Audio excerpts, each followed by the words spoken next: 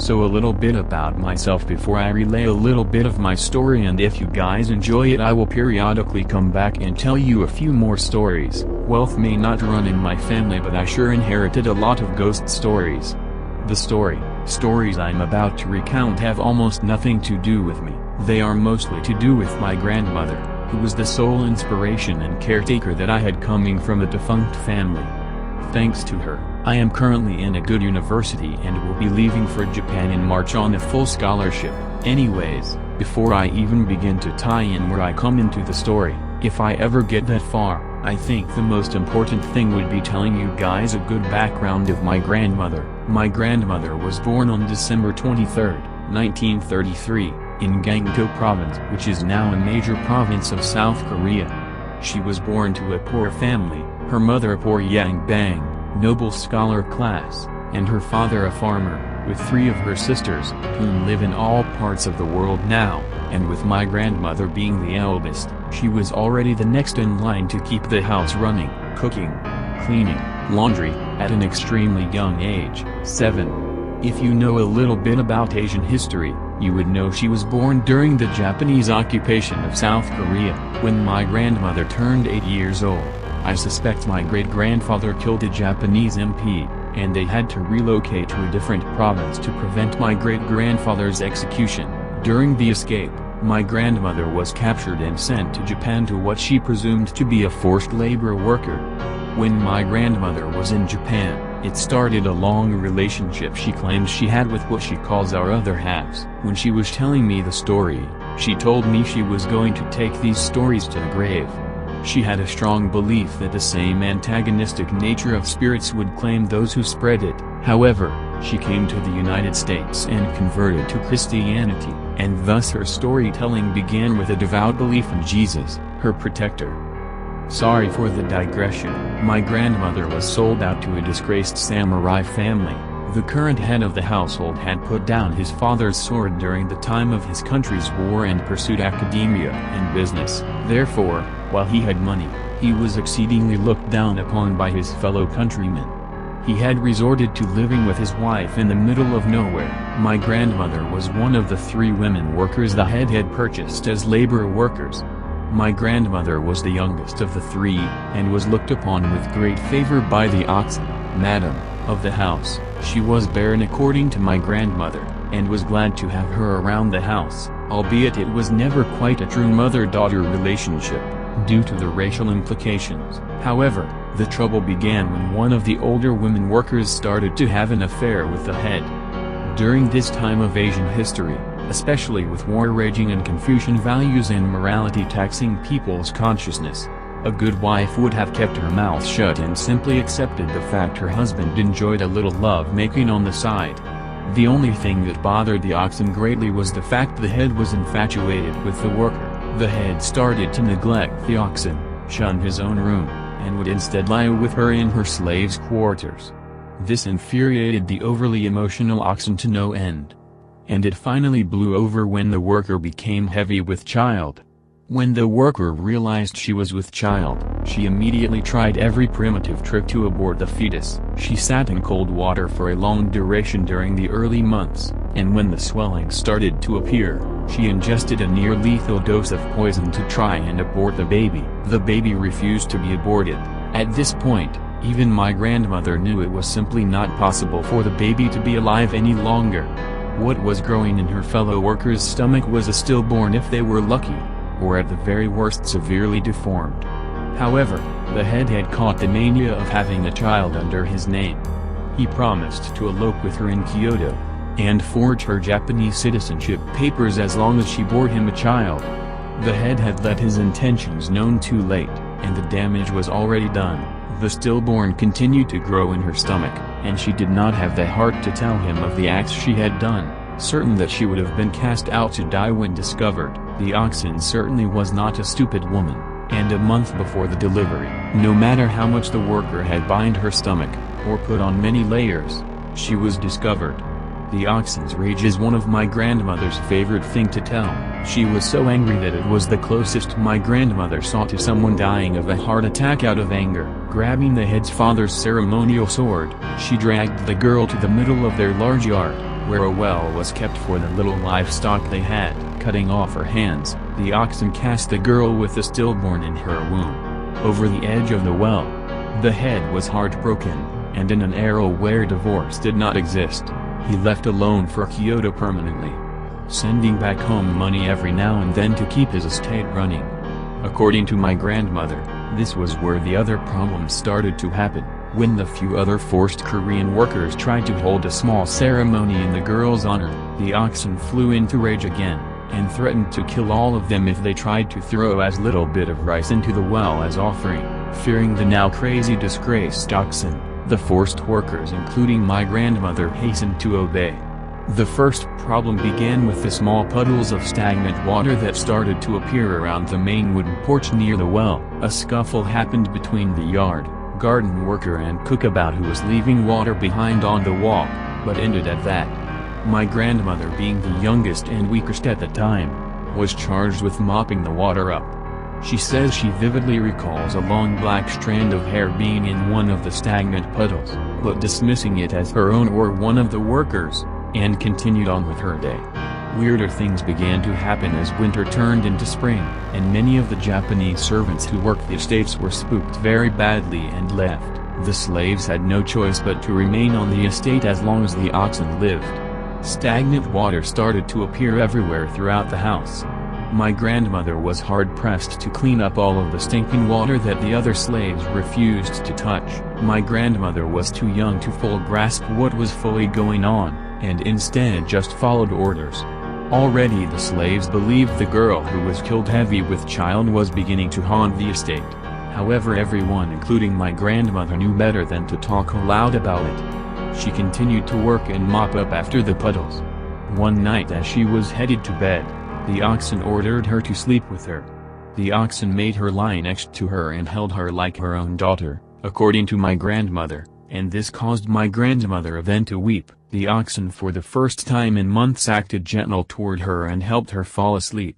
However, my grandmother's sleep was cut short when she heard a light thud on the side of the paper-screened wooden door. Believing it was all in her head or a stick thrown up in the breeze, she was about to head back to sleep when the paper screen at head level of the door started to darken. The paper had started to soak up water.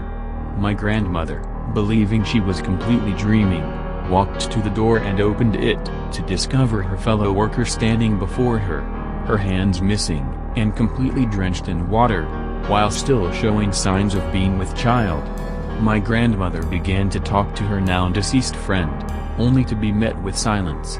After my grandmother gave up talking, her friend only pointed with her stump to the oxen. My grandmother rushed to wake her up. Upon waking, the oxen looked toward the door and gave a shriek, clutching my grandmother in both her arms and screaming bloody murder. My grandmother blacked out from the shock, as well as her grip. When my grandmother came to, she claimed the oxen had now retired to her own room, and had fallen ill. Over the course of the next few days, a few doctors and medicine men visited to no avail. There was nothing that could cure her illness. Up until the day the oxen died, she was tormented. She claimed everything she drank, from the pricey plum sake the doctors tried to get her to drink, as well as water from the communal water stream, tasted like dirt. Whenever she was alone, she claimed when she lifted her lids off her bowls to eat there would only be wet matted hair in the bowls. This apparently never happened when others were present. The oxen passed away, and with no one else to boss the workers, and with all the Japanese servants gone, my grandmother and her workers lived off of the estate savings until the Americans dropped the A-bomb and liberated Northeast Asia. My grandmother was one of the first people to get on the boat to return to Korea to find her family. Now, I understand this story has no closure, and is almost childlike in quality, but there is where I would like to present the part that gives me chills and terrifies me to this day. I heard this story when I was 10, and my grandmother's ghost stories never quite scared me, as I'm sure it does nothing to you as well. There were better scares to be had. Sleepy Hollow was more frightening to me at that age than my grandmother's tales. However, when I was 15, I was watching a Korean summer program that was running that summer. Every summer, a Korean broadcasting company would air a little creepy hour segment of scary shorts depicting urban myth and legends. It was your basic junk. Don't look up in the shower, never leave a little kid by themselves, etc. etc. However, a segment I watched that year made me take my grandmother a little bit more seriously. One of the hour specials was dedicated to Japanese urban myths and spooky happenings. It was still the same junk, different names. A Kayana, scissor woman, bed monster, etc. However, if I remember correctly, there is an apartment complex in the Shiga Prefecture of Japan that is haunted by a very different ghost. Every night, if you try to get on an elevator by yourself, the doors will be just sliding shut when a woman will call from just around the outside corner of the elevator, asking you to hold it. If you are quick to react and manage to hold the elevator, the woman will get on with you. People on the show described her as a young lady who was obviously pregnant, and is soaking wet. A few people claimed she politely asked the person on board with her a floor, usually 5, fellow Asians in here knows what that means, and will get off before or after you depending on which floor you get off. She will always pick a different floor according to the people on the show, so you never step off with her. Those who discover something is off with the woman drenching wet when it wasn't raining aren't so lucky apparently, although it didn't say if anyone directly started a conversation with her based off on her state of appearance. I can't say. However, the victims on the show constantly said they had nightmares when they were aware of the girl's other status during the ride. I certainly got chills watching this, hunched over my computer in my hot summer room, with my grandmother sleeping in the next room. But rationality seeped in, and I relaxed a bit. I mean, it's not that crazy, the chances are high of this type of shit happening, right? Right. However, what came next sucker punched me in the gut. Apparently, the haunting got so bad that the building superintendent himself went on a mission to find out what the hell was going on.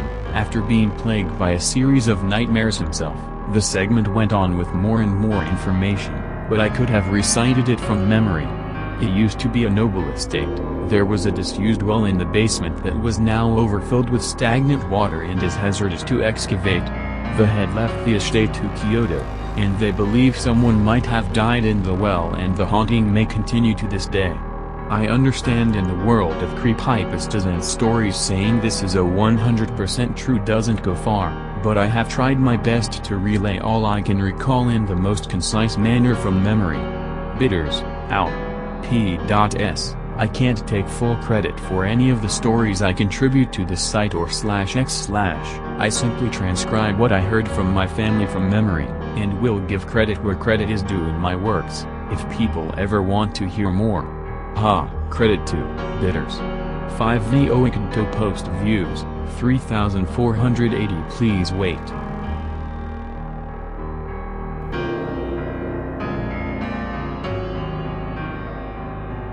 I awoke in a deep sweat again. The noise always wakes me up. That damn bell. Can't believe it's supper already. A guard walked up to my door and unlocked it. Supper time, you crazy bastard. It's your favorite. I gulped. From his tone I could tell that it must be those awful potatoes with roast beef again. Normally that's a meal I would kill for. But not in here. In here it tastes like sandpaper and dirt. The cook isn't very good. The guard walked into my cell, grabbed the back of my straitjacket and pushed me down the hall. I guess I just have to endure it. After all, that's not the worst of my worries. If you haven't guessed by now, I suppose your intellect is a little lacking. I now spend my days within an asylum. Although, I'm here under false circumstances. You see, I didn't kill my family. It was Horsehead. That's the nickname I gave him. I got my food, and sat with my usual crowd. The guard took off all our jackets. I was the first to speak, as usual. Have you guys heard the noises in the night? The insane babbling of all the patients? Yeah, I'm sure we've all heard it. Some of us even contribute to it, right, Eric? That was Gerald. He's here for the rape and murder of 10 prostitutes. Pleaded insanity during the trial, sick bastard. I tried to ignore him as he elbowed Eric in the side, causing the man to yelp. I stabbed a piece of roast beef with my fork, and shoved it into my mouth. I winced, such an awful taste. No, not that, the other noises, the ones made by it. I think I heard Gerald swear under his breath. He knew where this was going. I heard it again, I swear, down the hall. Its breathing was. Gerald slammed a fist on the table. Cut the shit, man. You're just crazy like every other asshole in this joint. Just look around you, look at where you are.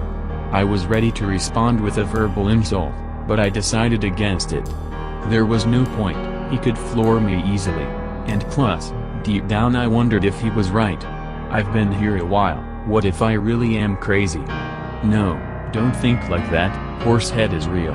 He took my family, I know he did. I began to listen to the murmurs around me, the conversations of broken minds, but it wasn't long before Gerald piped up again. But hey, really, if believing in your little make-believe monster helps you sleep at night. I looked at him with fear in my eyes, and spoke with rage in my voice. It does apostrophe T. I rarely sleep. Gerald merely laughed. What an ass. I don't blame him for not believing me, but he doesn't have to make light of the situation. Now shut up and eat your food. And stop telling stories, you might frighten the other children. Stop being such an asshole, it was real, damn it. A few of the others slid away. They could feel this coming, and they hated these arguments. God, that sounds so bad, even crazy people thought we were nuts. Hell, once me and Gerald almost killed each other, but a bit of solitary confinement fixed that for both of us. You got proof? Maybe he left behind a hoof or something. Gerald burst into laughter. He started nudging the guy next to him who let out a fake chuckle. Without proof, you're just as guilty as me. He pushed away from the table and walked next to a guard. Bring me to my room, the others are making fun of the voices in my head. He made a fake pouting face. The guard grunted and put Gerald's jacket back on. See you tomorrow, psycho. He waved at me as the guard shoved him through the door, and that was that. I glared, but continued eating soon after, and eventually engaged in casual conversation with the others. At least, as casual as you can get in here, lights out. My least favorite part of living here. The darkness is bad enough, but the screams and laughter of insane people adds this surreal quality that usually stops me from sleeping. But today is unusually quiet, as if they know something is wrong. I manage to close my eyes, and drift away into the world of dreams. I sit at the picnic table with my wife and child. It is summer, and we are happy. It was a beautiful day, the sun was shining, the flowers were in full bloom, the forest was lively with noise. It was perfect. I get up to check the barbecue, the hamburgers and hot dogs smelled like they were almost ready. My son shouts to his mother, calling her to play. She laughs and rises from her spot. The two of them begin to pass a ball back and forth near the edge of the forest. It was then that I realized the forest had gone dead silent. Although at the time I paid no attention. It was a few minutes more before I heard my wife's blood-curdling scream. She screamed about how something took our child into the forest. I began to run towards the forest as she entered. I yelled to her to stop, but to no avail. I feel branches swatting at my face as I charge through the forest, which now seems unusually dark. I hear my wife scream again. I run as fast as my legs can take me and arrive to see a horrific being tearing my wife's flesh from her body. Horsehead. It turns to me after I yell in anguish. It moves quickly towards me, and I black out. I jolt out of my sleep, my breathing heavy, my body drenched in sweat. Suddenly, it hits me. The silence was nearly deafening, and then the noise begins. The grating of metal on metal. The sound is high-pitched, like fingernails on a chalkboard, but far worse. The sound gets closer with every second. I cower under my thin blanket, hoping for some sort of shelter from whatever horror lurks outside, but it doesn't work. I pinch my arm, hoping to wake from a nightmare. It doesn't work. The sound is in my hallway now. The echoes of the noise are near unbearable. I can hear others waking up, complaining, some screaming, others panicking. I stand up, and inch closer to my door. I peek through the glass window at the top of my door. Nothing, total darkness. Then, a single light, the one directly between me and Roger's cell, flickers to life. The grating noise stops. I hear a heavy breathing noise, like that of a wild beast. Something stepped into the light. Its back turned to me, although it was moving fast, too fast for me to really catch a glimpse of it, but I know what it was. I could hear the religious man in the cell next to me praying. He could see it too. I knew I wasn't crazy. The beast lifts its hand, and smashes Roger's door open. His screams of terror and pleas for help are drowned out by a sickening gurgling noise from the beast. It enters his room, the light flickers off and the screams stop. I can hear the tearing of flesh, the splatter of blood hitting walls, the sound of bones snapping and the horrible noises the thing made. I stood waiting at my door for a minute before the beast re-emerged. The light flickered back on, and I could see it in its full glory. I dare not breathe as I examined its horrible visage. It was something truly out of a nightmare, haunting, impossible and by far, the scariest thing I have ever seen in my life. My eyes tried to conceive what I was looking at, and I was in disbelief.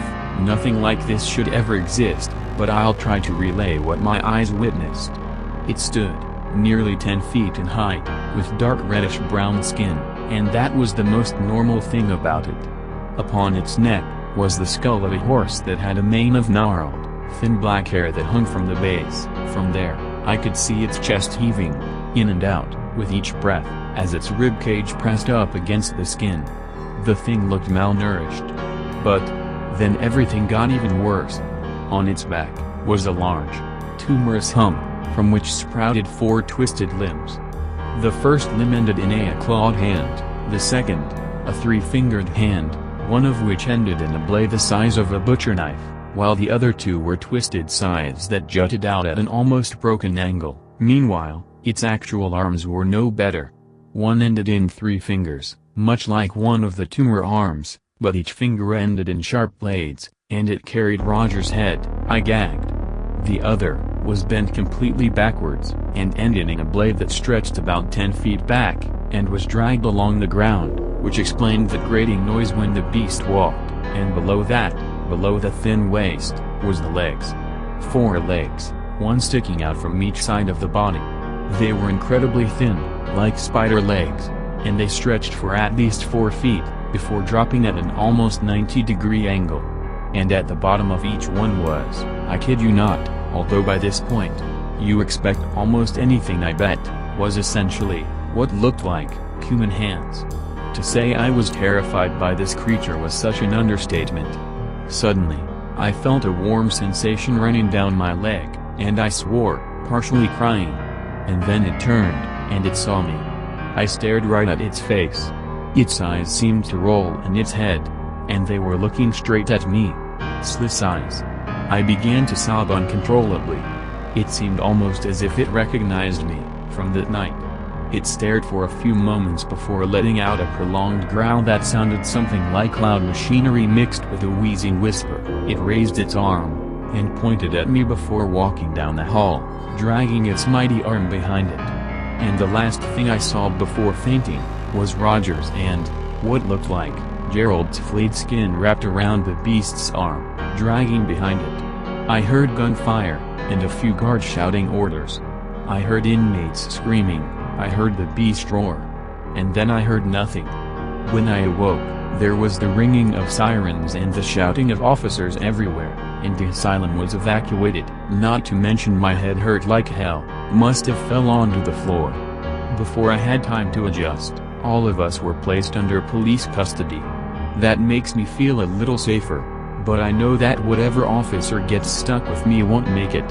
I've developed this nasty black mark on my chest, similar to what Roger had before he died, and I know what it means. Horsehead will be back, and it'll finish what it started. Credit to Slizzer Post Views, 2555. Please wait.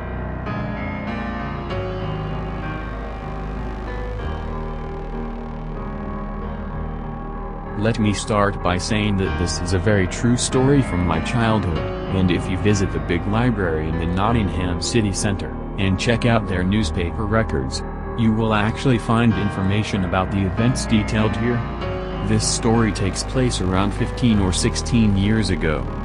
I was just 7 years old, and my cousin Dale was around 9. maybe 10. He was staying with me while his mother was away looking after a sick relative. Since I was an only child, I didn't have many toys, and my Sega Genesis was busted, and so we didn't have much things to do that were entertaining. Our days consisted of watching cartoons on our cable television, followed by Dale telling me scary ghost stories as it turned nighttime. My mother, sympathizing with us, and wanting us to do something more active, decided to purchase a pair of walkie-talkies for us to play with. We had fun with them, journeying to a neighboring Shirley village, and hiding far apart in the woods, while the other person would try and find them by using the walkie-talkie. Since we were quite young, however, we weren't allowed out of the house for very long, and so we had to be home by 5 p.m. We returned home later, about 6, and had our dinner. By this time it was around 7 p.m., we decided we would call it a night, and packed all of our toys away and got ready for bed. However, we didn't pack the walkie-talkies away. Dale was staying in the spare room, and I had my own room, and so we planned to talk to each other through the walkie-talkies until we fell asleep. That's when we heard the thing that would change us forever. It was about 11 at night, and we had been telling ghost stories over the walkie-talkies for hours. All of a sudden, whilst Dale was telling me a story about a monster that supposedly haunts the same woods we had been at earlier in the day, his voice was cut off, and replaced with the usual static noise the walkie-talkies produced when the talker had accidentally let go of the button used to speak. I waited for a few seconds for Dale to carry on speaking, when I heard a faint mumble coming from the small speaker. That's odd, I thought. The speaker was still emitting static, but I could definitely hear some kind of movement and speech. All of a sudden, the sound of crying could be heard through the static. This was very creepy to me, and so I dived out of my bed, and rushed to the room Dale was staying in. He was sat bolt upright in bed, also listening to his walkie-talkie, which was emitting the same sounds, if not a second or so behind mine. The crying grew louder. "What is that?" Dale asked. "I thought you were playing a prank." When I told him I wasn't, his face dropped. He switched his off. The sound still emitted from the walkie-talkie I was holding in my hand, making it impossible for my walkie-talkie to be picking up sound from his. "This is creepy," said Dale. The crying and mumbles through the static seemed to get slightly clearer, and louder. I switched mine off too and went back to bed. All kinds of ideas were flowing through my head. Perhaps I was picking up the sounds of the afterlife? Perhaps my walkie-talkie were simply broken and producing weird sounds that just sounded like crying and mumbling? I tried not to think anything of it, and went to sleep. I was awoken the next day by a massive bang which seemed to be coming from downstairs. It was around 6 in the morning, and I rushed downstairs to find my mother and cousin Dale looking out of the living room window at our neighbor's house next door. A large police van had pulled up outside, and our neighbor Jessie was being led outside by several officers. She was screaming profanities and insults, and even tried to run from the officers at one point before being pushed into the back of the van and handcuffed. We were shocked by what had happened, and generally confused. Jessie had been a new neighbor, recently moving into the house next door with her baby after our old neighbor had died of old age. She had kept herself to herself, and as far as we had known she was very quiet, and didn't seem like the type of person that would be arrested for any reason. It wasn't until the next day when we received our daily newspaper that we found out what had happened. Jessie had murdered her baby after apparently seeing horrible apparitions of an elderly person in her house that had tormented her for weeks, and she had finally snapped and turned loopy. This wasn't the disturbing part though. The disturbing part was that fact that the baby monitor in the room the murder took place had been switched on during the murder. My cousin and I had heard everything. Credit to El Marco Post Views, 2978. Please wait.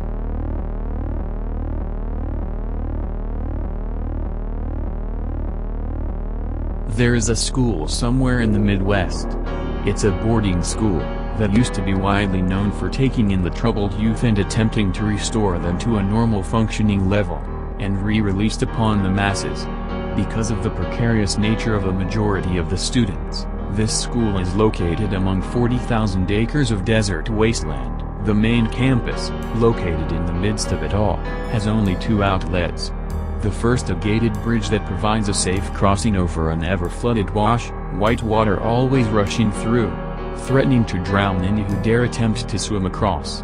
The second, a hidden trail that is only known to the staff, and only traversable by a four-wheel drive vehicle. This school employs a retired DR surgeon as the nurse. He has a house, wife, and a single child. Like the other students, this child is deeply disturbed. Nobody knows exactly what is going on in his head, and his mannerisms have a unique tendency to unnerve anybody he may be near. He doesn't say much, just sits and watches. As if he is plotting something, nobody goes out of their way to speak to him. Aside from his obvious social ineptitude, he seemed normal. In his free time, this child retreats to his father's office, where the surgeon tutors his son in the mechanics of suturing on dead animals that are found in the desert surrounding the school. Before too long, his son has mastered the art and moves on to study anatomy. He also excelled in his other studies, the ones operated by school officials. After the first year of the surgeon's employment, small animals started to disappear around the campus. At first nobody noticed. After all, there were far too many lizards, snakes, squirrels and gophers littering the grounds. However, once people's pets started to go missing, complaints started piling up. A cat here, small dog over there. There were numerous students that were suspect of the animals' disappearances. After all, some of them had been accused of violent actions against both people and animals. These occurrences stopped after about a month, and everyone soon moved on. The culprit was assumed to have been a coyote or mountain lion. This was proven wrong. However, when the bodies started to show up, they'd be in their yards, or propped upright by the front door of their once owners. The bodies, but not the heads. Yes, there was a full corpse, but the heads were all mismatched. The head of the cat was found on the small dog's body, and a squirrel head on the cat's body. There was no apparent sign that the pets had been decapitated. Upon closer inspection, it was found that the heads had been perfectly attached with surgical-grade suture. Even the veins, tendons and ligaments of the body were seamlessly attached to the new head. There was only one person on campus known to have this kind of skill, the surgeon. He was denounced of his nursing duties, and brought into the main office for questioning. The administration found nothing that linked him to the animal murders and head mixing, besides the obvious surgical background. In any case, to ease the minds of faculty and students, he was asked to leave.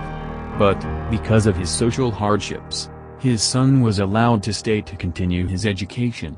The disappearances of animals, and their head switching, stopped. The surgeon's son seemed to come out of his shell a little, and it was learned that his name was Larry. However, there was always something just a little off about him.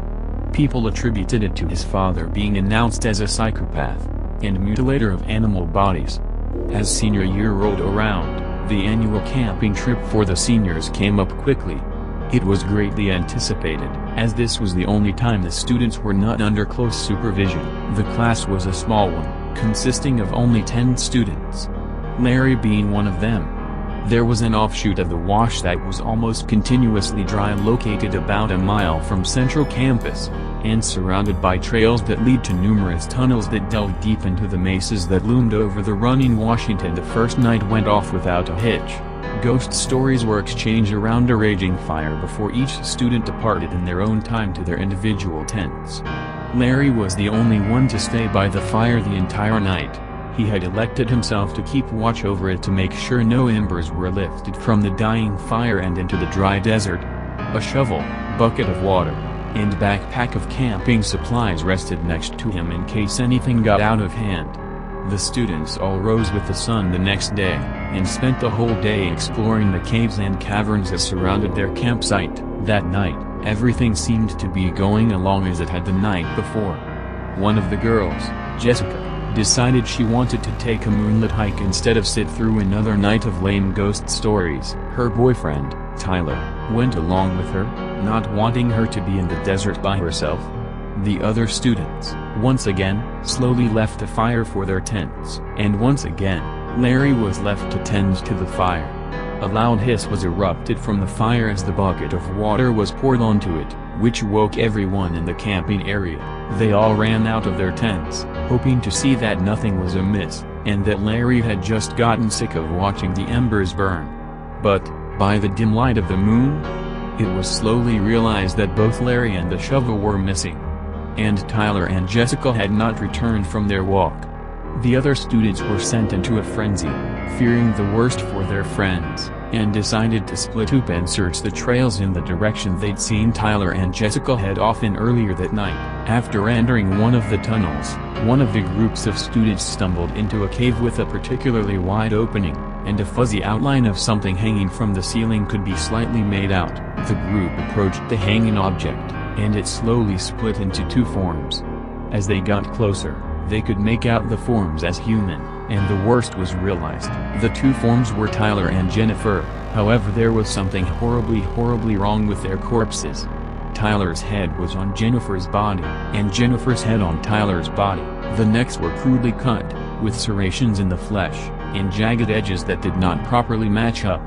It was evident that it had taken a number of hits with a blunt object to completely sever the heads from the bodies. Once the bodies were removed and inspected, it became clear that they were attached by surgical-grade suture.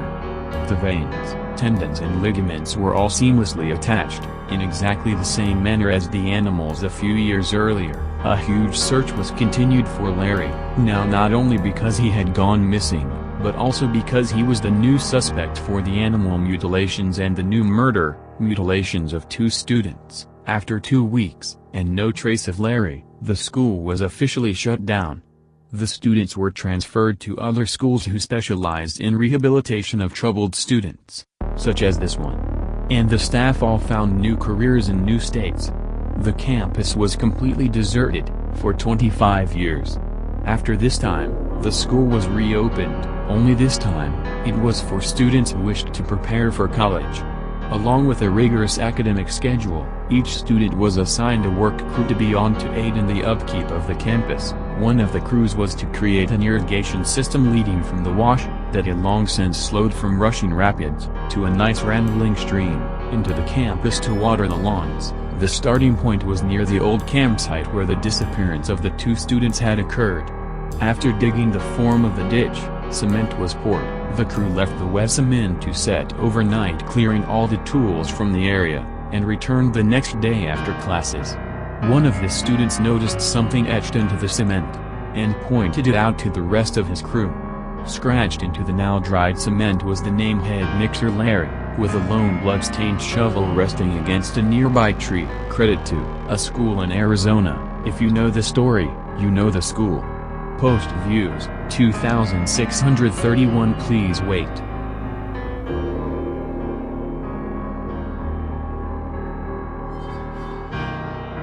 Oh, thank you so much for coming at a late notice, the woman said as soon as she answered the door.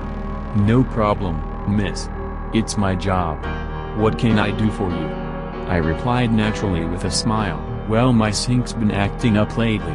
I've tried fixing it myself, but it's no good. Please, come in. I'll show you the way.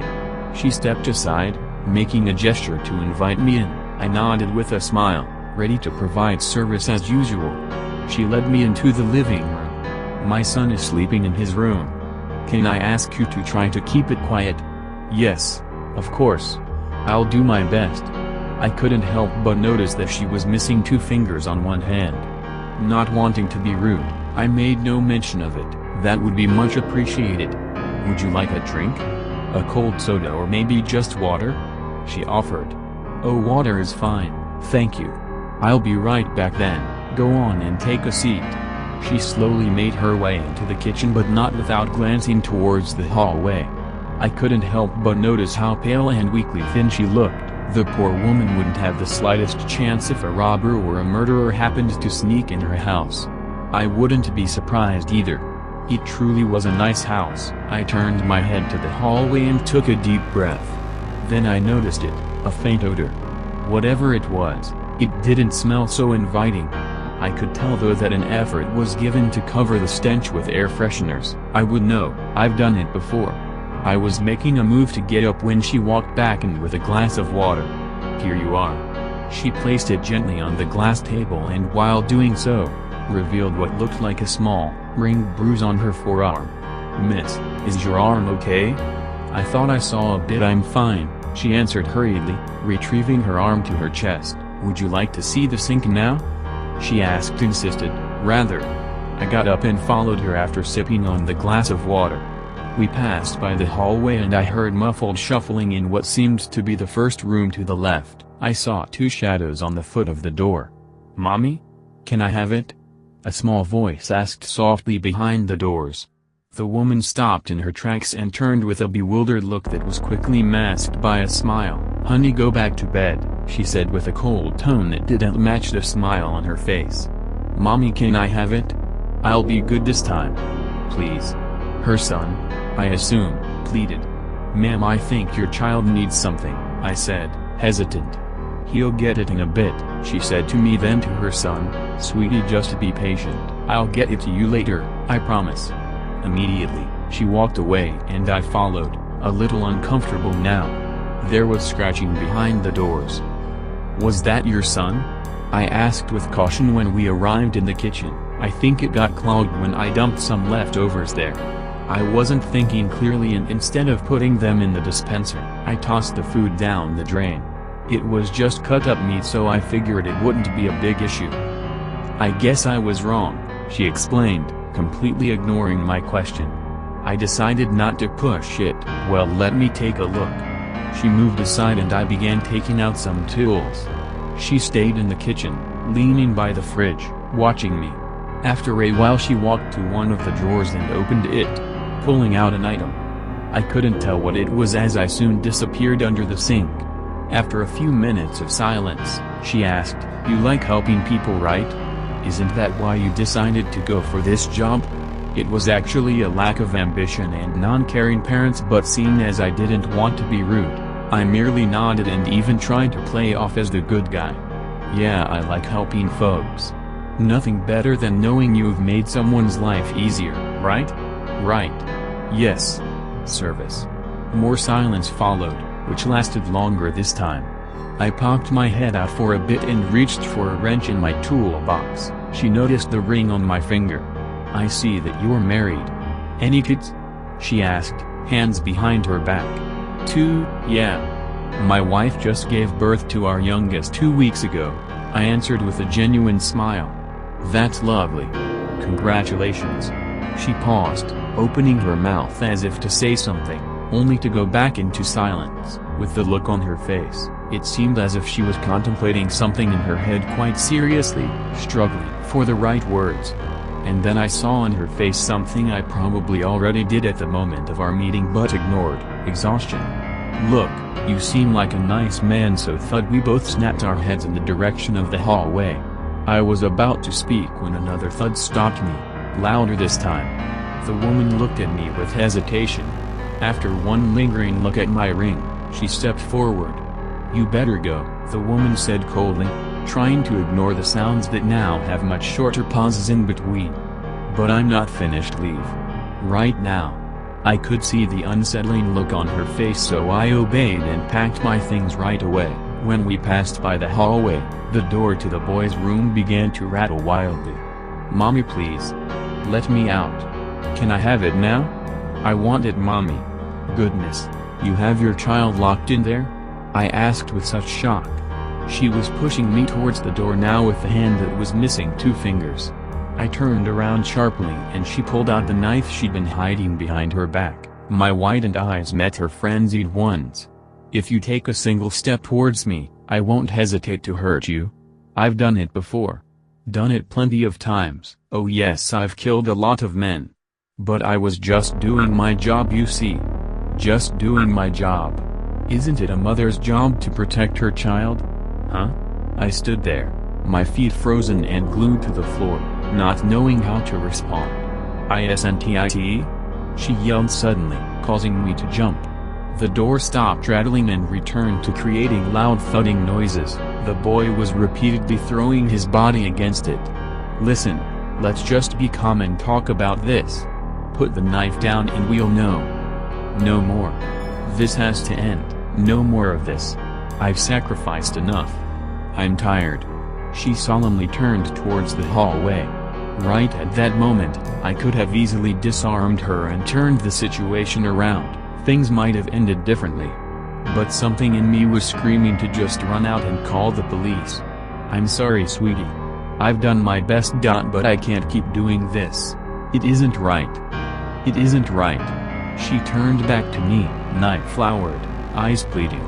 Go home to your family. I bolted to the door without even thinking about it. I didn't bother to close it either. With one last glance back, I saw her opening the door in the hallway, knife raised high. I'm fucking hungry, you bitch. I refuse to believe that it was the boy that said this. It couldn't have been. Yet it was.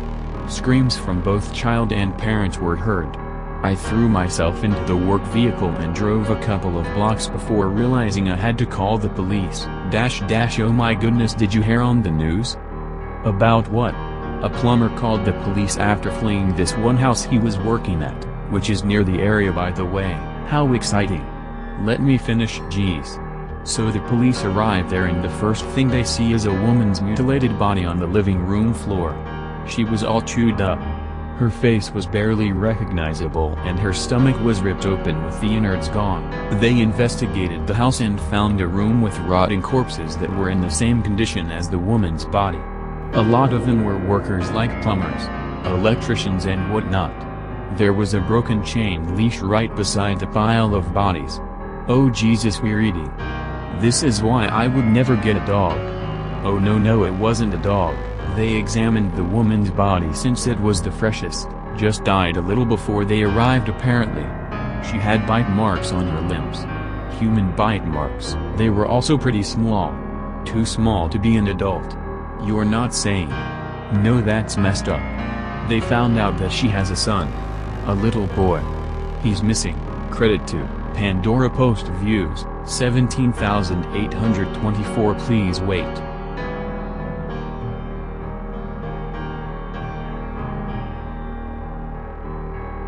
My brother Jake always wanted to be an actor. It was his passion. In fact, he had just graduated from university with a degree in the arts, and was searching for a job. Last week, he asked me to take him to an audition for a new children's show, Morgan's Morgue, which is one of those spooky, Halloween-themed shows they make for kids. Being my baby brother, I agreed to drive him up to the studio. It was a new, freshly painted building. The windows were clean, spotless, and we were greeted by a very affable director, who shook both our hands and told us his name was Jerry. Jerry seemed very eager to see us, and offered my brother a tour of the building. In short, everything looked legit, so Jake went inside to try out. Meanwhile, I went for a bite to eat at a nearby McDonald's.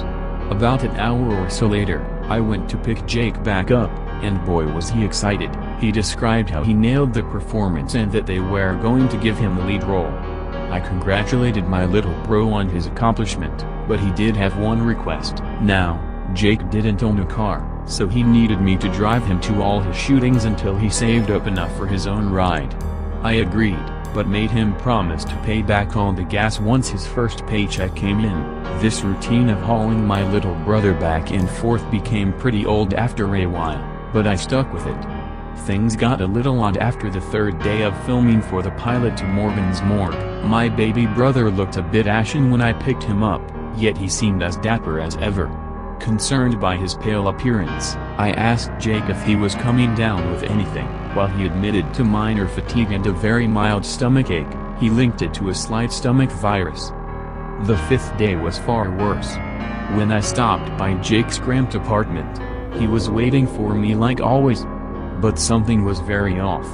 For one, my brother's eyes were extremely bloodshot, and he seemed even paler than before, almost deathly white. I put my foot down. Jake, cancel today's shooting. I'm taking your ass to a doctor. No dude, I'm fine. Just a small case of the flu. That's all. Small case my ass, just look at yourself. You look like you've got pneumonia. You need some antibiotics or something. Come on, I'm not even congested, just a bit fatigued, and maybe a stomach ache. Then you've probably got a bad stomach bug. Either way, You're going to a doctor ASAP. Despite my urgings, Jake was steadfast against seeing a doctor. He claimed this was the final day of the shooting, so he couldn't miss it. After all, he was the star. After taking Jake to his shoot, I was overcome with worry.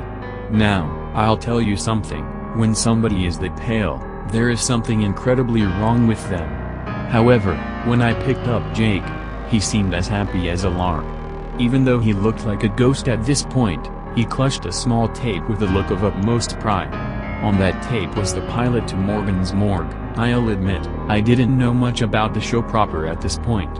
All I knew about it was that it was an anthology, kind of like The Twilight Zone, where each episode tells a different, unrelated story.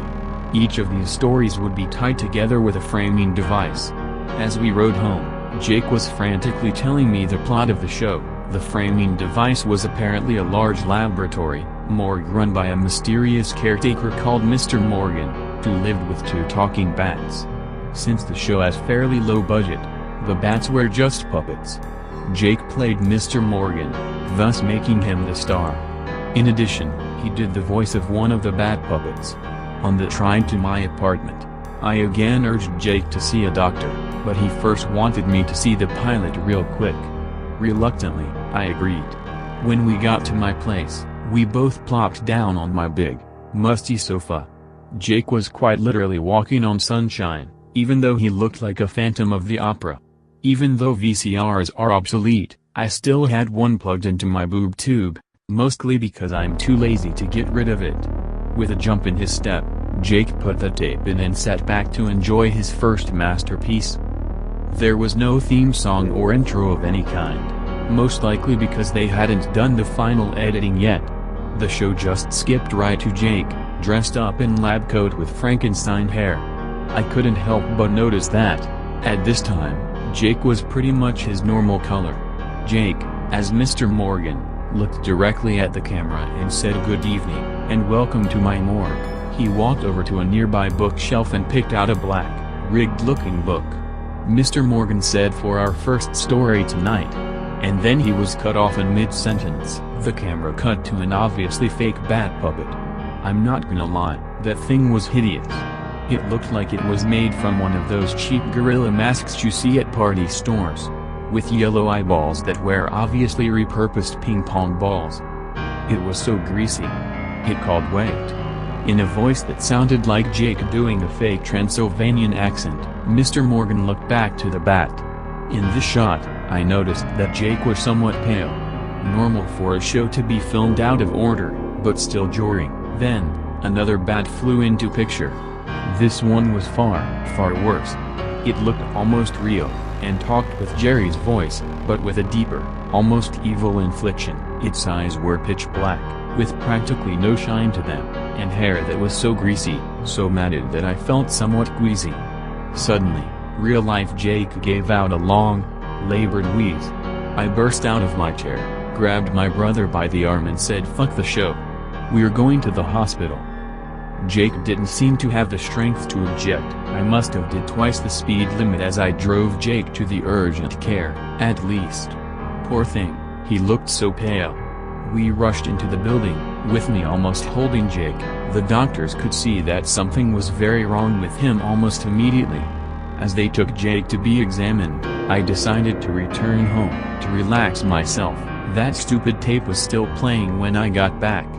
Seeing that shit made me sick. You ever have a gut feeling about something, even without evidence? I know I did, and that feeling was Jake got sick at that stupid studio. They probably ignored some kind of safety protocol and got him poisoned.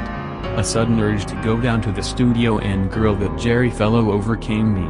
When I got to the studio lot, however, something was seriously amiss. I walked up there with extreme caution. The building was different now. It didn't look inviting at all. In fact, it looked downright deprecated, with broken windows and chipped paint. Then I heard a loud shriek. I drove the hell out of there, faster than when I took Jerry to the hospital. No way in all of hell was I sticking around there. When I got back to my apartment, I looked the tape over. Nothing unusual there. With slight hesitation, I put the tape back into the VCR. There was only static. Later that night, I got a call from the hospital. My brother had died. They said his cause of death was odd. The lady said it was almost supernatural. Jake had no blood. Post views, 2,604. Please wait.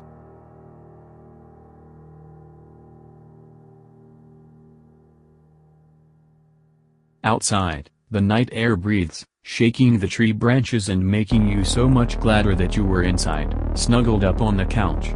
You had just changed the channel, from cartoons to the news so you could know the weather for tomorrow. Instead of the weather, you were greeted by a straight-faced reporter standing under a streetlight in front of an empty house. He was giving the details on another disappearance and then going on to remark that detectives suspect this to be related to a number of similar kidnappings. The victim in question suddenly disappeared and there were no glaring suspects.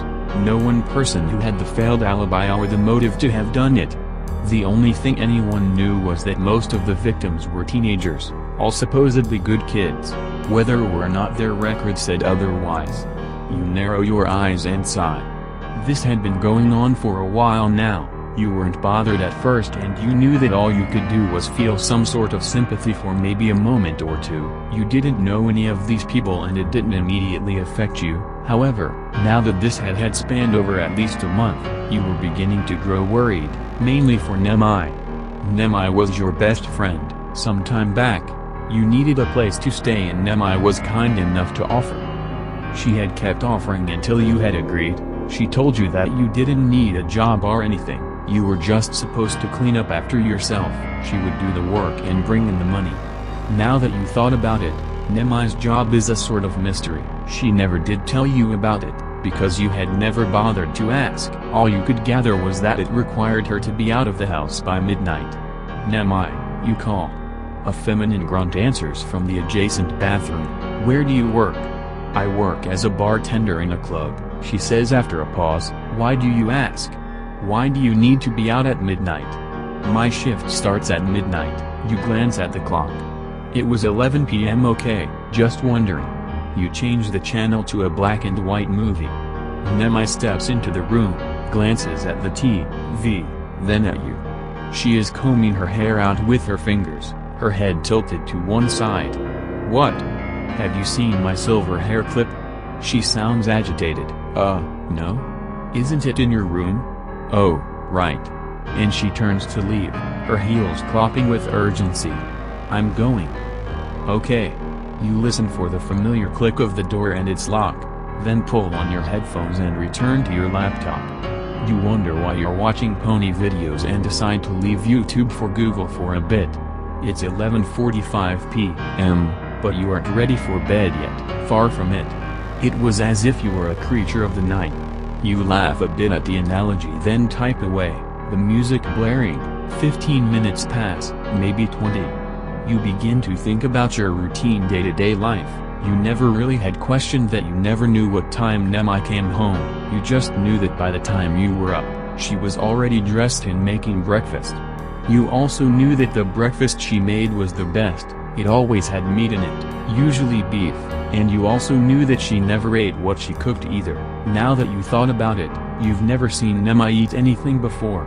In the back of your mind, you briefly hope she isn't an anorexic or anything of the sort and then go back to staring blankly at your computer screen. Your suspicions and doubts, however, linger.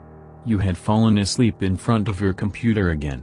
The blanket wasn't there before, though. Nemai must have draped it over you. As you gain consciousness and awareness of the waking world, colors and sounds gradually reach your senses. The fresh gold of morning sunshine streaming in through the windows, sizzling coming from the kitchen, the heavy smell of meat wafting to your nose.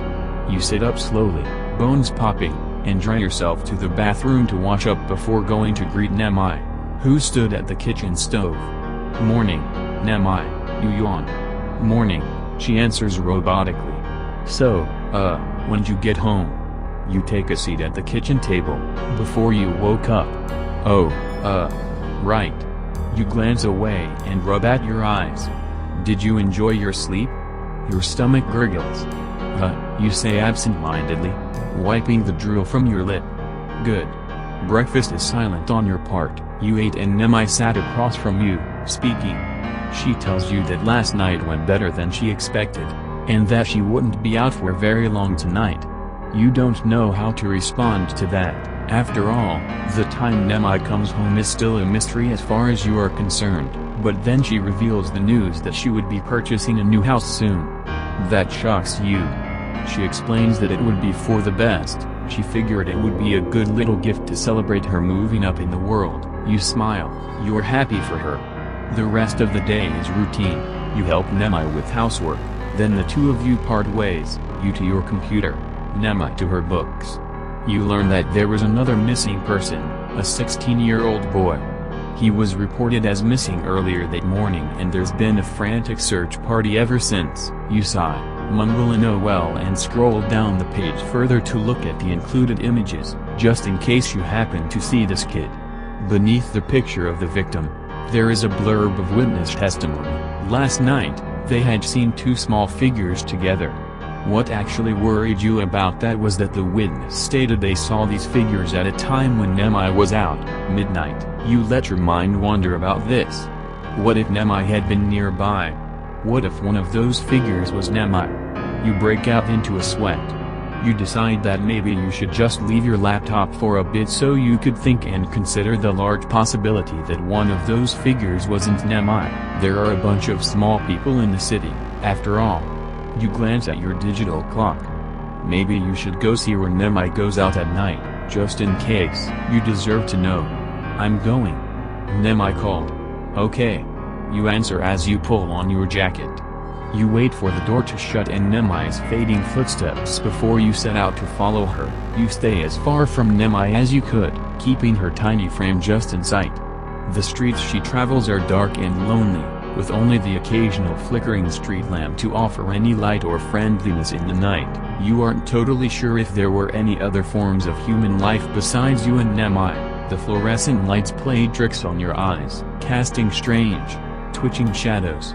There were times when you wished for the moon instead of these stupid lamps, but then you would immediately take that wish back, out of gripping fear of Nemai somehow seeing your own shadow, long and creeping, in the pale moonlight. You focus on following Nemai.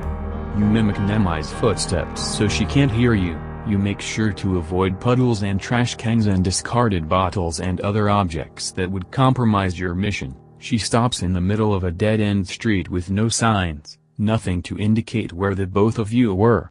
There was only one street light, one that spilled ghostly wide light at such an odd angle that Nemai's lower half was completely cloaked in shadow. You took cover in the darkness of an alleyway and held your breath. The air before Nemai began to waver, then ripple before tearing and revealing a crack of ugly white light with rays that reach forward, grabbing and groping. You shield your eyes and move further back into the shade. I apologize for keeping you waiting, Nemai begins. Her voice is quiet and formal. You strain to hear her. The light whispers. You will starve no more, do not worry.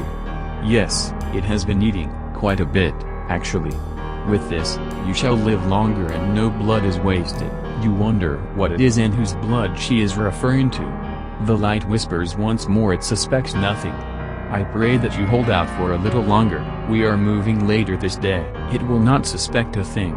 I will eliminate it like I did the others. The light makes some sort of noise of agreement. You don't completely understand what they are talking about, but you begin to form an idea and you don't like it. You slowly begin to tread backwards. If you're quick enough, you could pack away your things and run away to somewhere Nemai wouldn't find you. You don't know exactly where you would go, but you have friends that lived out of state.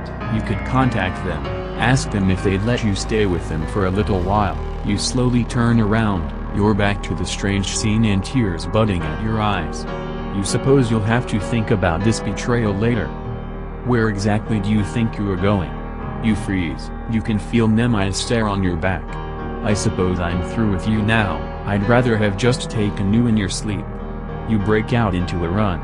You don't know where you're going or where your feet will take you, but you know you have to get as far away from there as you possibly could. You strained to hear any footsteps behind you. Every little hiss, shuffle, creak, and drip sends your heart pounding against your ribcage. You take random streets, unsure of where to go and hoping you would find some sort of safe house by chance. You fear stopping, you fear slowing down even a bit because your legs might give out from under you and you would be too drained of energy to get back up. You don't look back, either. You never look behind you. You are unsure of how much time has actually passed, but you manage to make it home. The sun never rose, the sky simply lightened up to a deep, melancholy blue. You make a beeline for your room after getting inside. You need to pack. You need to pack and get out now. You don't care where you end up, as long as it's far from here. You're ready to catch rides and pickpocket for travel money if you need to. You stop. Between the chaos of packing and dealing with your own screaming, messed up thoughts, you heard a noise. You heard the click of a door and something shift. You turn around slowly to stare at your bedroom door. The shifting grows louder and louder. You forgot to lock it. You forgot to lock your door. The shifting was right outside now, you were sure of it. You almost believed you'd be able to lock it in time, that you could sprint to your door, lock it, and jump out the window. But you aren't that fast nor that nimble, and your legs were still trembling and twitching, unaccustomed to running so far, so quickly. The doorknob trembles, then turns. You dive for the closet and pull the door toward you until there was just a sliver for you to see through. You see Nemi open the bedroom door and peer inside. She appears as innocent as ever, even worried as she looked around your room with knitted eyebrows. You feel your mind ease a little, but her blue-tinted skin keeps you on edge. Then, you see Nemi enter the room completely and you feel your heart drop into your gut, from her belly down. There weren't human legs, but the long shimmering tail of a serpent. Nemi is a snake woman. Nemi is a snake woman that talked to dimensional rifts full of light, and you have been living with her this whole time, never knowing until just now. Your moment of revelation would have sent you falling to the ground if it wasn't for the fact that you were already sitting. She slithers further into your room, checking under the bed and behind the furniture. You think back to the conversation. Remember how she had said that she eliminated them and the heavy emphasis she placed on feeding it most likely meaning you. You ponder the incidents of the missing teenagers. Could she have been referring to them? You furrow your brow and continue to think about this, anything to distract you from the snake woman slithering closer and closer to the closet. If them refers to the missing people, then that means that Nemi had abducted and killed them all. But what did she do with the bodies? Did she give them to that light? Probably not. Feeding that light sounded particularly special. After all, if she just fed it on a daily basis, you were sure that she would have given you to it a long time ago. Nemi stops in front of the closet and peeks inside. You piece things together and theorize that she may have been feeding you those people and you never knew. Bile rises up in your throat and you go pale at the very thought. You've been eating people this whole time. She opens the door, revealing your trembling and vomit-covered self. You back further away into the closet and she approaches, leaning forward, baring her clean, white fangs.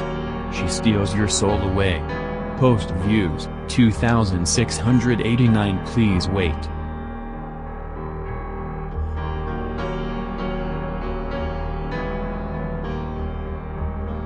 No one knows where they came from. Or if anyone did, they have no way of letting people know now. The war was over in a matter of weeks. Skinwalkers we called them. They looked for every intent and purpose like people, but if you got a chance to look long enough you could see something writhing under their skin, something inhuman and something terrible. You could feel it once you knew it was there, that wrongness, like a sting. The second worst thing about the skinwalkers was that they could turn you with just a touch. Once they laid a hand on you it was over. You were no longer you. You were gone. In your place was something that looked like you, sounded like you, acted like you in exactly every way, and that was the worst thing about the skinwalkers. They weren't fast, strong or anything that you would think would help them take over so quickly.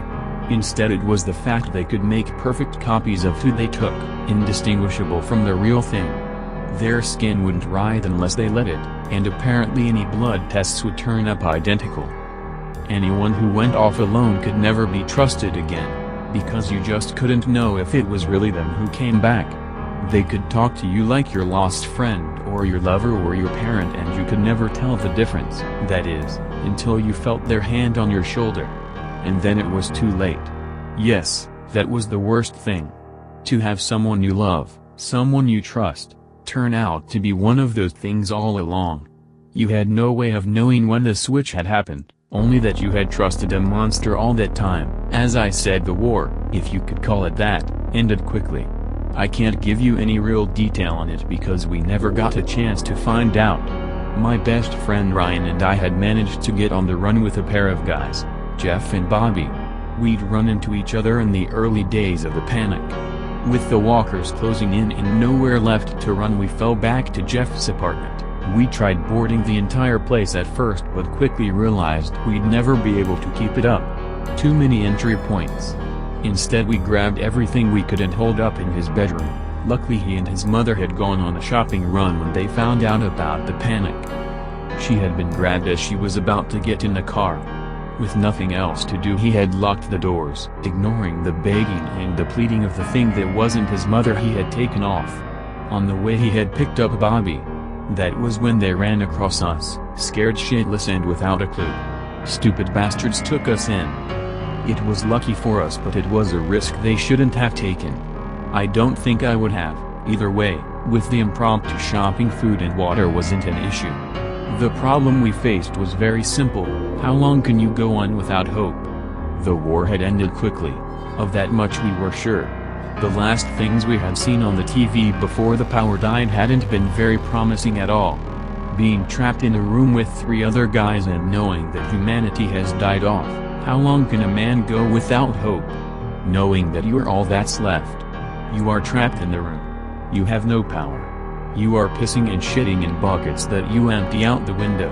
There's only one mattress to speak of, so most of the time you are sleeping on the floor. And then there's the knocking. It started out as an attempt of forced entry. They tried knocking the door down. But we piled enough against it that it soon proved fruitless. They tried climbing through the window, but we boarded it off as well, and they lost several walkers trying. Instead they would knock. They would knock and they would talk. At first it would be simple things, requests to open the door, lies about peace and misunderstandings, threats and terrible promises. Then they used our loved ones, crying, begging, and pleading for us to open the door, promises that it was better this way. No more pain, no more hiding. A new life and better one. Old secrets, forgotten memories, anything they could use against us. We heard it all through that fucking door. How long can a man go without hope? I'm ashamed to say I was the first to go. I lasted 6 weeks. It was the despair that got me, the rubbish living conditions and the monotony I could cope with. It was the knowledge that there was nothing left. That the rest of humanity was gone, replaced by those horrors. No matter what we did, we were nothing but a small candle, trying to keep itself alive while a vast and uncaring ocean rose around us. We couldn't hold them off forever and we knew it. We didn't have the provisions, but before that we knew that the barricade wouldn't hold. One day they would get through. Then they would claim us. 6 weeks. That's how far I could go without hope. I did it in the middle of the night, taking care not to wake the others. I didn't leave a message. There was nothing to say. I removed a beam from the window, edged my way out by inches, and I jumped. I made sure it was head first.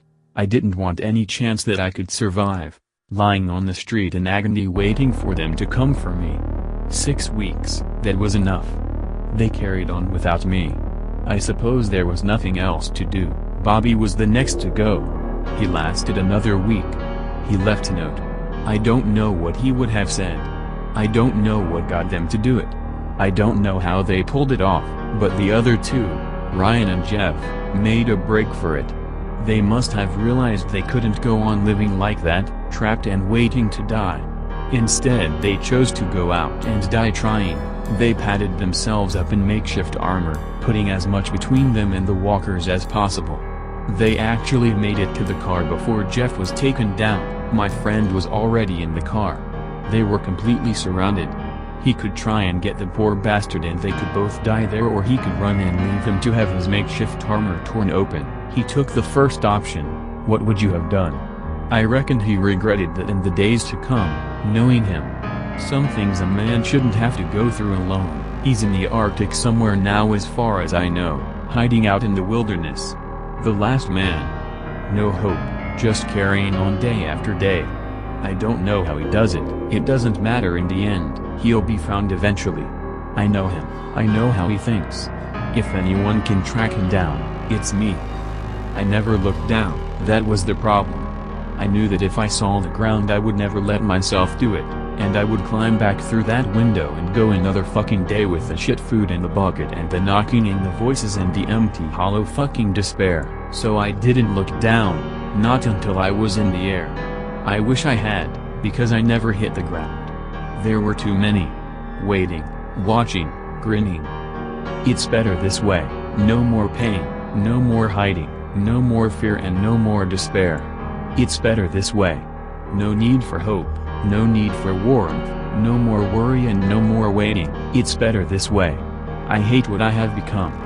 The stink, the indescribable wrongness, it surrounds me now. Choking, smothering, riding under my skin. I hate it.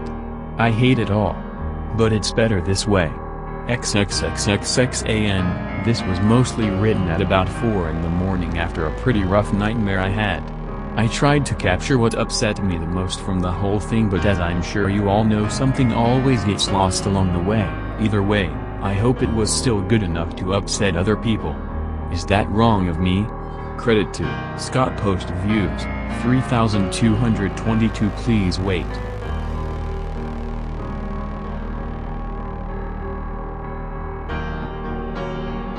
"58, 59, 60 I counted.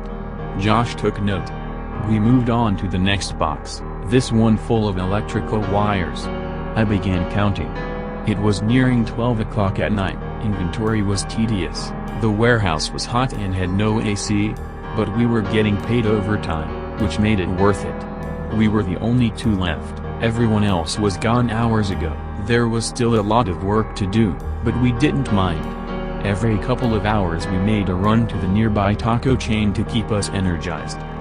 Suddenly, I felt the effects of one of those tacos creeping up. I started counting faster. 125, 126, 127. I finished after a moment. Josh took note. "I'm gonna take a dump," I said. Josh nodded. He started counting the next box himself as I walked off towards the bathroom. I opened the door to the office section of the building, where the bathrooms were. Through the large glass window I saw her, for the first time. She was pale as snow, her hair a light, wispy blonde. She wore a thin, faintly blue dress, nearly translucent in the light of the full moon. I could see her pale, naked body under it. She was beautiful, yet scars stretched across her stomach, as if it had been cut across with a knife over and over. She lifted a finger, beckoning me, then, as soon as I saw her, she was gone. I shook my head and blinked, and yet saw nothing but the darkness and moonlight beyond the door. Half sure I had saw nothing and half sure it was a trick of my mind. I turned right and went into the bathroom. I sat on the toilet and pulled out my phone. For some reason, the internet wasn't working. "Damn Wi-Fi," I muttered and placed it back in my pocket. Then the hissing began. At first it was faint, and I assumed it was only the plumbing. And yet, as it grew louder and louder, it began to sound more and more like a voice, the voice of a woman. Suddenly, the sound was unbearably loud, and then it began, the rattling. The handle to the stall door rattled, as if someone on the other side was trying to get in. Soon the door began to shake, and within seconds the whole stall was in convulsion. The hissing grew only louder, and formed into words. "Come to me," it beckoned. "Come to me," it whispered into my ear. A mixture of terror and shock had me frozen, glued to the seat. Then I looked down. Below the door I saw them, her feet. I hadn't paid much attention to her feet when I saw her before, but I knew they were hers. I knew. "Come to me." Suddenly, in a burst of both courage and insanity, I lunged for the door, knocking into it with both fists. And everything was quiet. I stood there, breathless, staring at the door, not daring to look down. Finally my eyes dragged down to the floor. The feet were gone. The door creaked open, seemingly of its own will. I almost left then and there. I almost bolted out of the building, but I knew I couldn't leave Josh with her in here, and knew I had no choice but to return to the warehouse. Josh. I yelled at the top of my lungs, as I pushed through the door, Josh. We have to leave, now. I heard no reply. Terror gripped me, but I kept going. When I made it to the end of the warehouse I saw him, hanging.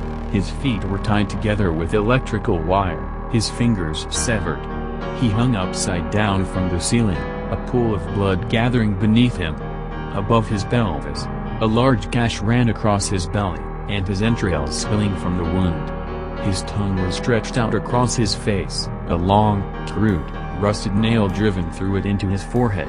I couldn't move. That's when the hissing began again, at once as loud as it was before. In the hissing I heard her whispers. "Come to me," she said, "come to me." I turned around, and looked straight into her burning red eyes. Her mouth slipped open as she repeated her mantra. She extended her arms and embraced me. I closed my eyes shut, for the final time. Credit to Dan Dawson. Post views, 2138. Please wait.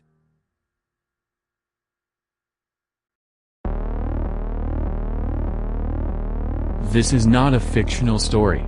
This is an account of what happened to me when I was young. It was a normal day in County Kerry in Ireland. Well, what the rest of you would consider to be normal. The likes of you reading this will probably have a job of some vague description or be in some form of education. Not me. I'm a free spirit. I do not, or did not when it happened, attend school. I left early because school just wasn't for me. Let's leave it at that. I was more of a hands-on kind of person. I'm not saying I'm stupid because I'm not, it's just I had a different sort of intelligence than that which was demanded by the education system. Myself descending from an agricultural background, and I'll tell you this, strange things happen out in the country. Strange, eerie things. Growing up in Ireland I of course heard my fair share of folk tales told to me by my dearest mother, God rest her soul. Tales warning me not to disobey my parents or else the tall man will get me, but that's not what this is about. I grew up listening intently to these folk tales, because that's what they were to me back then, tales and fables. Just stories. I'm not sure if you readers are aware of one of Ireland's most famous folk tales, forgive me if I am wrong. A creature known only as the Banshee. I'm 17 now, but when it happened I was around the age of 12. It was a normal day for me and my little sister, who shall remain nameless out of respect. We were playing out in the fields one late afternoon. The winds of Ireland swept across the barley, created waves across the land which rippled in various shades of gold and yellow. The sun was starting to retreat back into the horizon, illuminating the world in rich shades of purple and orange. As usual, me and my sister were playing hide and seek in the fields, and me being the older brother I tended to opt for the seeker, just so I could see her smile when she laughed as I found her. On the verge of a field were the woods. Even when the sun cast celestial vibrancy upon the woods, it still remained dark and foreboding. Anyway, we were playing hide and seek when I noticed something just on the rise of the field before it dipped down again. It was like this black bag, that's the only way I can describe it. Just kinda floating there at the bulge. It dismissed it, assuming it was just farming waste, like something had fallen off a tractor. As I continued searching for my little sister, she was an excellent hider, and some days I wouldn't even find her at all, causing my mother to panic rather frequently. Through the barley this black bag thing managed to keep itself fixed in my peripheral vision. Again I dismissed this, thinking it was that cause of the wind fluttering the bag around. I noticed some movement in the barley about 20 meters from me, so I crouched down and silently waded through, hoping to find my sister, and hoping that the sound of the wind would mask me. As I hoped for the sound of the wind I heard something quite different. Like a sort of wailing, a very faint and distant wailing far in the distance. I stopped and listened intently and made a cup over my ears. The sound of the wailing merged with the whistling of the wind coming through the woods, almost like the sound of a kettle boiling. I crouched there listening for X amount of time, 30. Maybe 40 seconds. My sister jumped up from hiding and ran to different location, which made me jump out of my skin. That bag blew nearer to me and was now in my sight, just floating there. I began to be creeped out. It seemed like it was following me. I shouted to my sister that the game was over and that we were heading back inside. My gaze was fixed upon this black bag which seemed so ominous. My sister appeared at my side. She looked up at me and I down to her. She knew that look, I wasn't joking around. I told her to go back to the house which was just over the wall and 100 years down the road. She obeyed, as she knew the tone I gave her. I made sure she got over the wall safely, and then I turned to where the bag was, or at least where it used to be. It seemed to move across the field in a zigzag pattern towards me. I froze with shock as I didn't know what to do, and all I could do was watch this bag come closer and closer. The wailing became louder and louder, like the sound of shell shock. After what seemed like an eternity, the bag was in range of being able to distinguish what it was. It wasn't a bag. It was some sort of black robe, much like the Witch King form Lord of the Rings. Tattered and torn, the bottom of it stained. I stood there, mouth open. In terror, I watched this thing come towards me. This bundle of rags flowed across the field. The wailing became louder and my heart began to pound, trying to escape my chest. Sweat flooded off of me. All I could do was watch this thing come closer and closer and closer.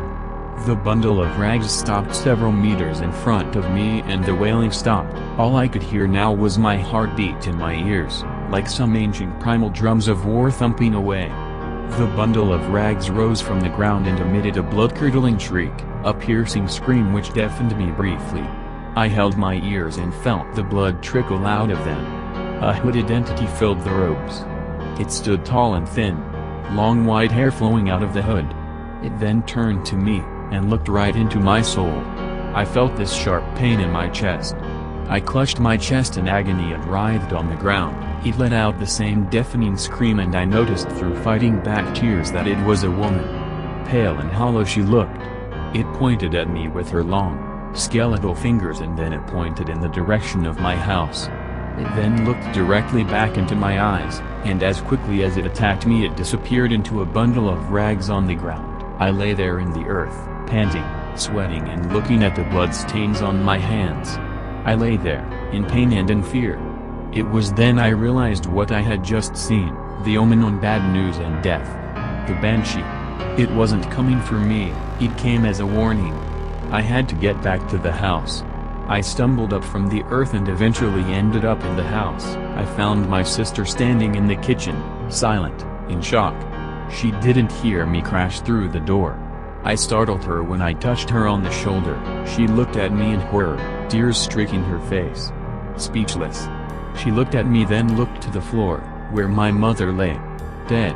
Authorities report she died of a heart attack, but I knew what really happened. Post views, 6009. Please wait.